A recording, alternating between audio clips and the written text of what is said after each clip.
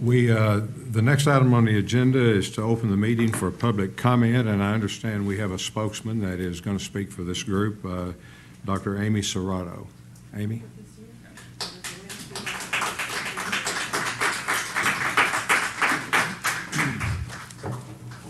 And by the way, I guess that's a Rose Rock? It's a Rose Rock, yes. You know, there's a gentleman that I knew very well in Lawton that his huge Rose Rock is in the museum there in Lawton. It's probably 3 feet high and that big around. It's incredible. They're a natural wonder. Yeah, it is.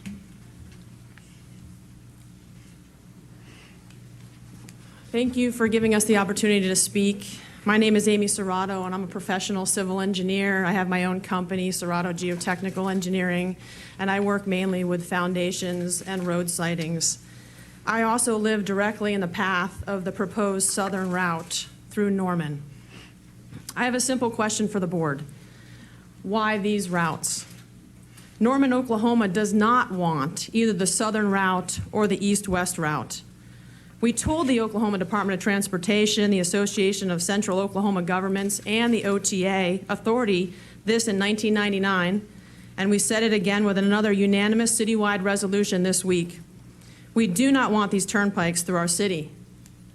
While Governor Stitt was campaigning in 2019, he expressed opposition to the idea of building a bypass around a city where widespread opposition existed. He was actually quoted in saying, that is one of the reasons the governor has to have authority to run the Department of Transportation. You can't have these unelected people making decisions that are contrary to the will of the people. I'm here today to tell you that these proposed turnpikes through Norman are contrary to the will of the people. As you are appointed by the governor to this OTA board, I'm asking you to uphold his election promise that you will not allow turnpikes to bypass or bisect our city, a city that doesn't want or need these turnpikes. So let's talk about the engineering and why these routes. There are no sound engineering justifications for these proposed routes. These routes have been touted to remove truck traffic off of I-35 through Norman and OKC and help Norman citizens on their commute to Oklahoma City. But Norman citizens would not use these turnpikes to get to OKC. It's too far east. Trucks coming from Dallas to Tulsa would also not utilize this tollway through Norman because it adds time and miles to their route. The traffic growth projections in and around Norman were wrong in the 90s, and they are wrong now. For your information, on average, historical OTA toll revenues have been less than 63% of projections. Most recently, engineers projected that the Kickapoo project would see 12,000 vehicles per day, but in 2021, according to data on your website, it only saw 2,100 vehicles per day. There are no sound engineering justifications for these proposed routes. These proposed routes also make no engineering sense.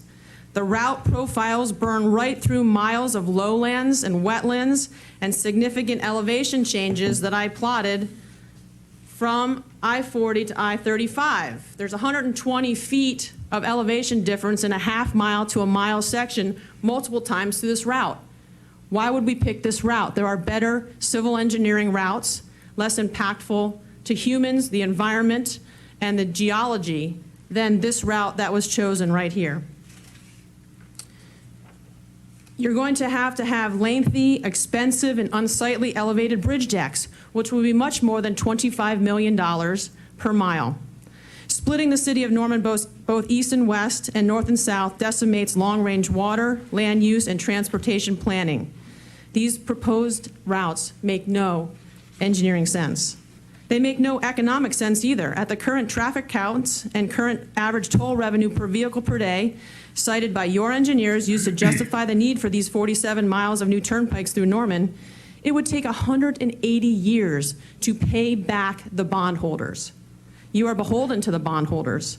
Do we really expect we'll be dealing with the same transportation issues in 180 years? I promise you there are less expensive options and routes right now that serve the same purpose by bypassing Norman and I-35 for eastbound travelers. The proposed routes make no environmental sense. They cut through the heart of the Lake Thunderbird watershed.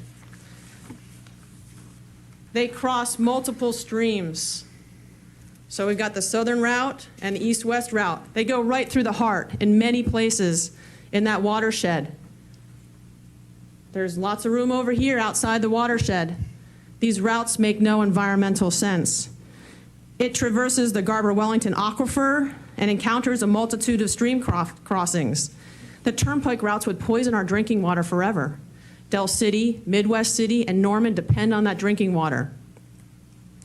And East Norman depends on the Garber-Wellington for our drinking water out of our private wells.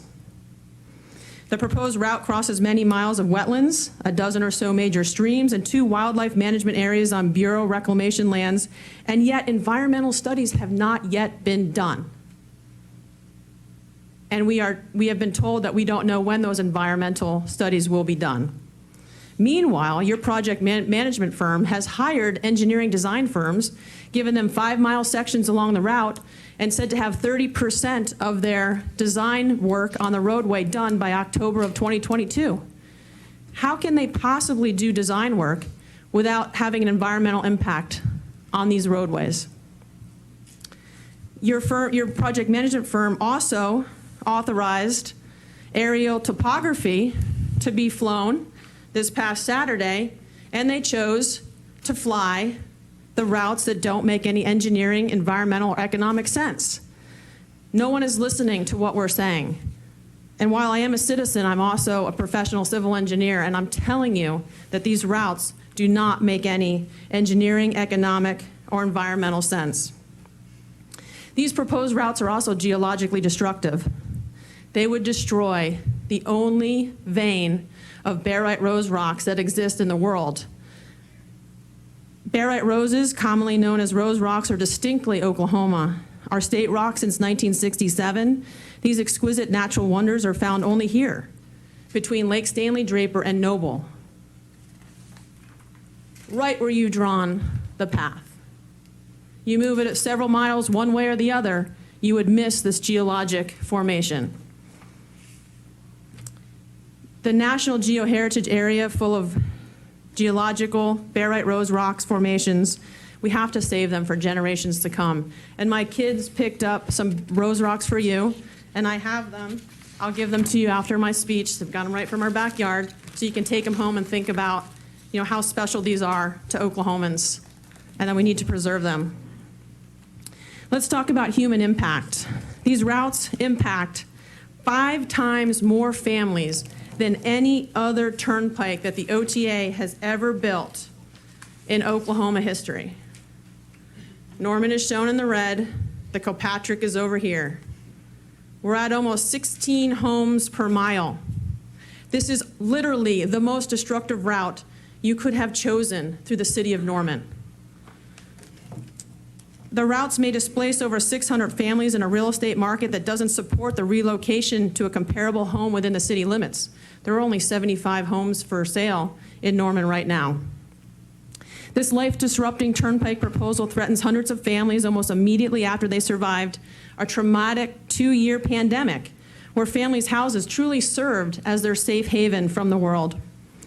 Does the OTA have a threshold? Do you have a threshold for homes and citizens displaced beyond which the OTA would no longer find this project feasible?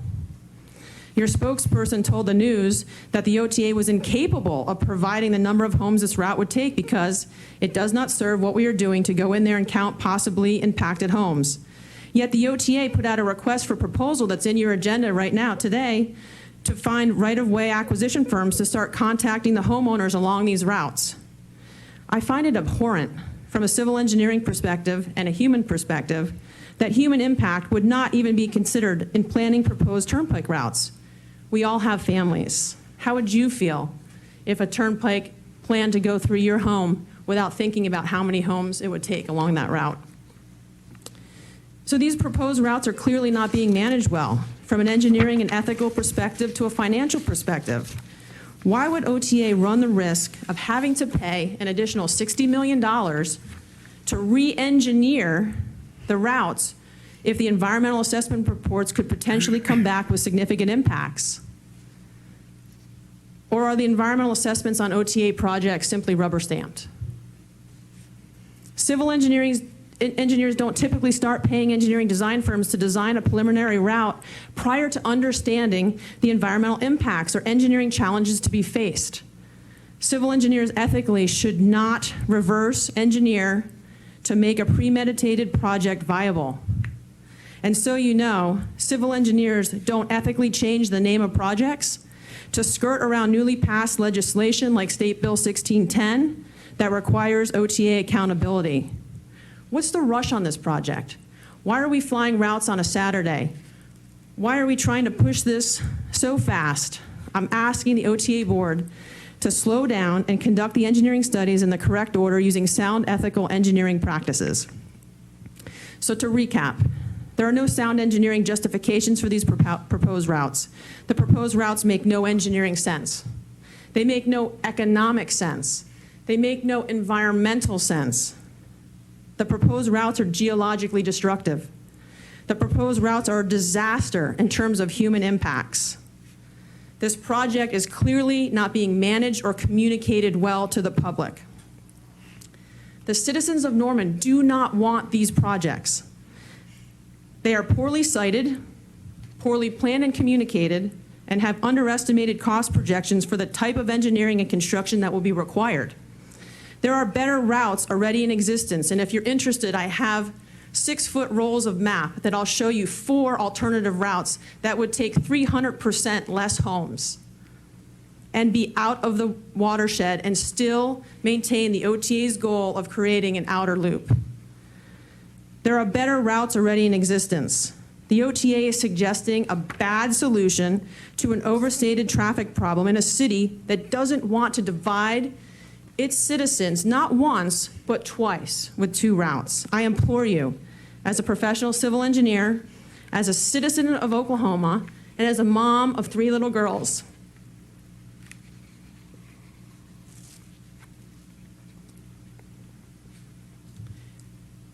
I am asking you to put the brakes on this project. I'm asking you as a civil engineer to make sure you're following the right protocols. I'm asking you to be fiscally responsible.